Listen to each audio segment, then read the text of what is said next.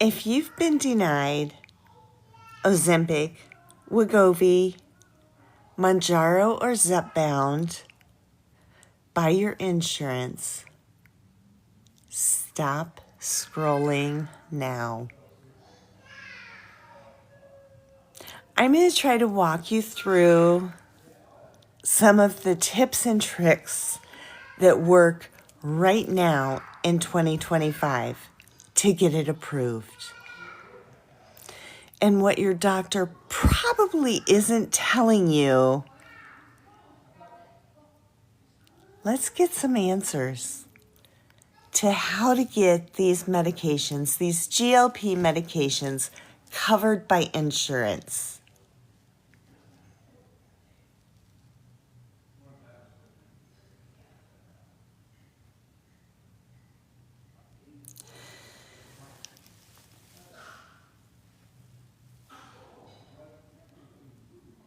So I usually cover things like food noise, hormones, and things like that. But tonight we're going to delve into insurance a little bit. Not my specialty. Ignore the baby in the background. My grandbaby. Not my specialty. But we're going to go ahead and try it here. So why insurance denies GLPs and why it's not always fair. Let's start with the biggest lie. And that is your insurance doesn't cover weight loss medications. That's not always true.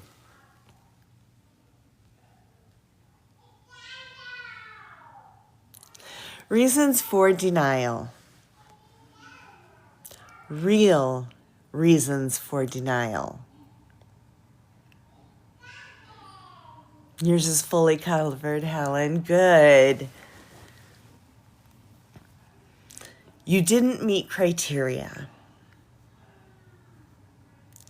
Diagnostic criteria for some insurances is things like BMI over 30 with comorbidities. Another real reason that you would get denied is missing chart documentation, like your doctor didn't send blood work or medication history. Another real reason that you didn't get qualified for these medications is you haven't failed other medications, or your doctor didn't send in that you failed the other medications. The insurances want you to try the cheaper ones first, like metformin, before they have you go into the more expensive medications. Number 4, your doctor didn't use the right diagnostic code. They're called CPT codes. And those are so important. And your doctor has to use the correct one to get this covered. Sometimes insurance won't cover it if you're using it off-label, like Ozempic for weight loss instead of Wegovy, or Wegovy for diabetes instead of Ozempic.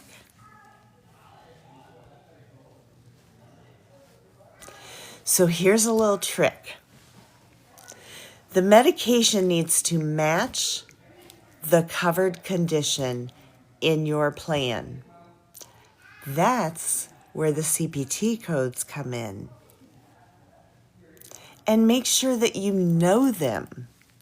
Know what your insurance needs and know what your doctor is putting on the paperwork that they send to insurance.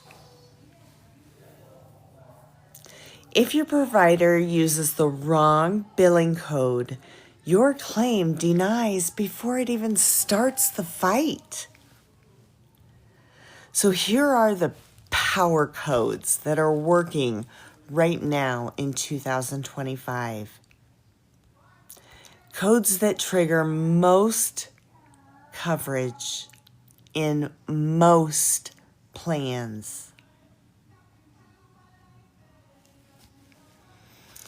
If you're looking for obesity only, it's E66.9. If it's obesity plus comorbidities, it's E66.01. That's where they lose a lot of people. If you're obese with heart conditions, they need to put E66.01 instead of .9. Most physicians forget to put that .01. They use .9 in the chair, baby. Okay, you're supposed to put it in your bedroom before. Because I had forget it. So. Well, here I know about the one. The code for type 2 diabetes is E11.9. That's a good one to put on there. If you have diabetes, they need to put that on there. And if you have diabetes with obesity, they should put both codes on there. You put the E66.9 second. You put the most important one first. So you would put the diabetes one first, E11.9. So the next one would be pre-diabetes, R73.03. If you have non-alcoholic fatty liver disease, it would be K76.0. And that's an important one because right now, Eli Lilly is trying to get non-alcoholic fatty liver disease covered for Zepbound. So that would be the medication that your doctor would write for, Zepbound, and they would use K76.0. Hi, Pris. If I need to slow down on any of these codes, let me know. If you have PCOS, you would do E28.2. And keep in mind, all of these codes would go before obesity. Obesity always comes last on the paperwork. Insulin resistance, E88.81. Most physicians forget to put that. They don't know how to figure if you're insulin resistant. Some physicians don't even know what blood work to order for it. Hyperlipidemia, which is another name for high cholesterol, E78.5. Again, all of those codes, any that you have, would go before obesity. You only have 3 power on your phone. Oh no, Pris, that's okay.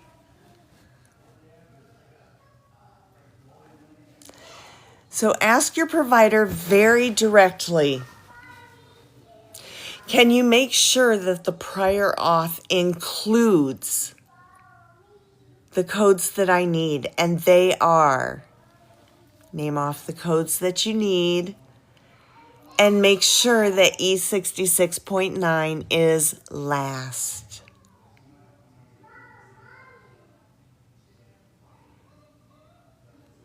Be blunt with them. Tell them exactly what you want.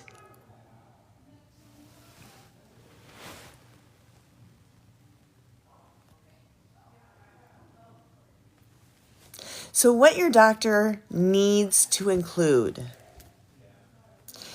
Here's what actually helps get your prior auth approved. And many doctors do not remember to include this stuff. And sometimes it's not the doctor doing the pre-auth, it's the medical assistant. Most medical assistants have an associate's degree.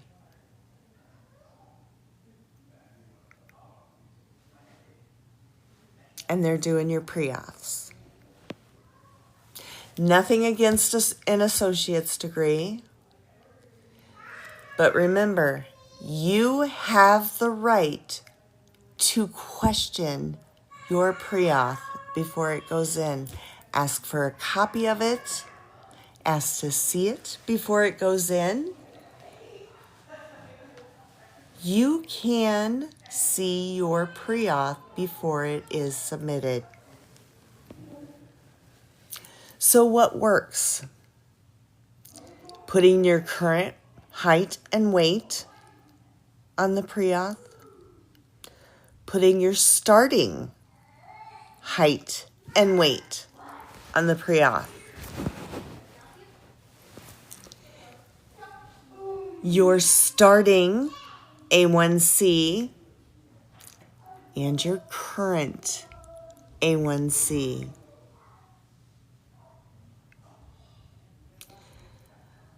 Put a note saying that you've already tried lifestyle changes and which medications that you have tried.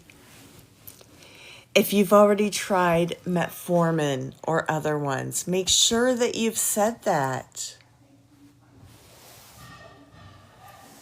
List of comorbidities: high blood pressure, high cholesterol, sleep apnea,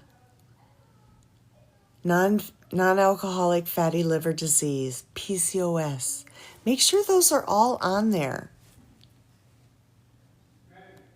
A note on the risk of progression if untreated.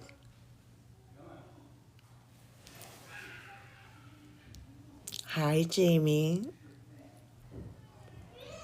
Here is an example message to send to your provider. You can send it through the portal. You can send it through an email. You can call and leave a message on their phone. And you can just say, hi. Sorry, get that back up there. Hi, I'm working on getting GLP medications approved. Can you help make sure my prior auth includes the correct diagnosis codes? And then name off the diagnosis codes that you need. Any past medications that I have tried and my current and starting BMI. I've read this really helps with insurance approval. Thank you very much. Thank you for the heart. We achieved the flash goal. Thank you. Remember, if you are denied by your insurance, appeal, appeal, appeal.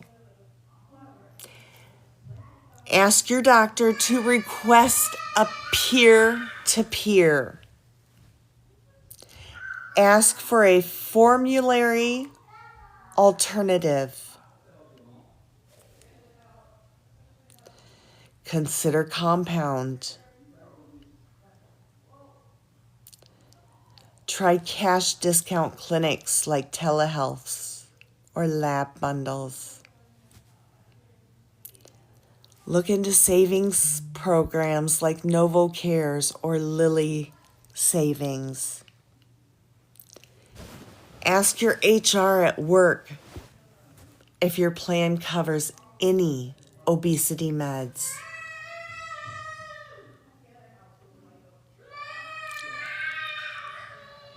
He wants his mom.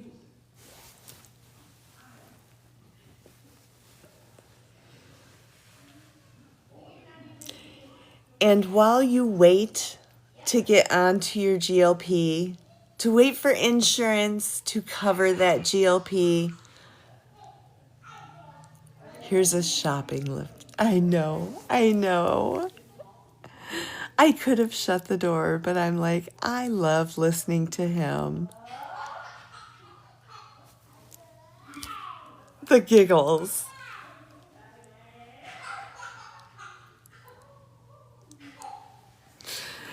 While you're waiting for your insurance to cover your GLP med, here is a list of foods that would help calm you.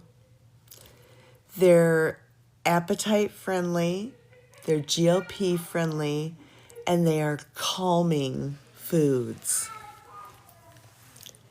Eggs and egg whites. Low-fat cottage cheese, Greek yogurt, tuna or salmon packets, rotisserie chicken, cruciferous vegetables like cauliflower or broccoli, blueberries and chia seeds, bone broth, and herbal tea. These keep your insulin calm, your stomach full, and your cravings low. It's not magic, but it does help while you wait. He's 1. He'll be 2 next month.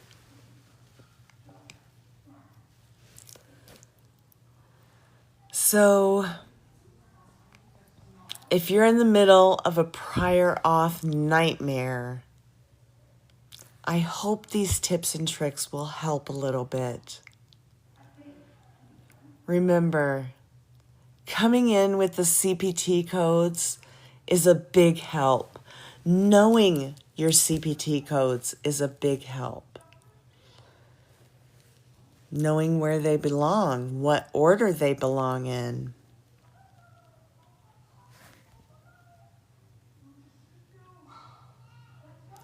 If your doctor says, I don't think your insurance will cover it,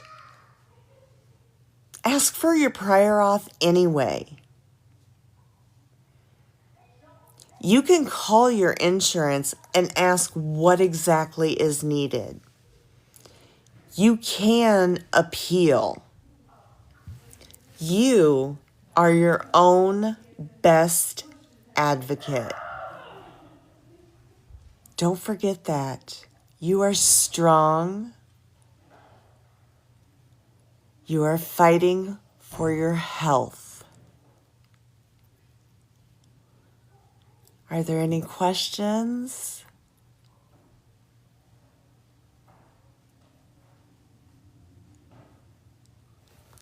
Good.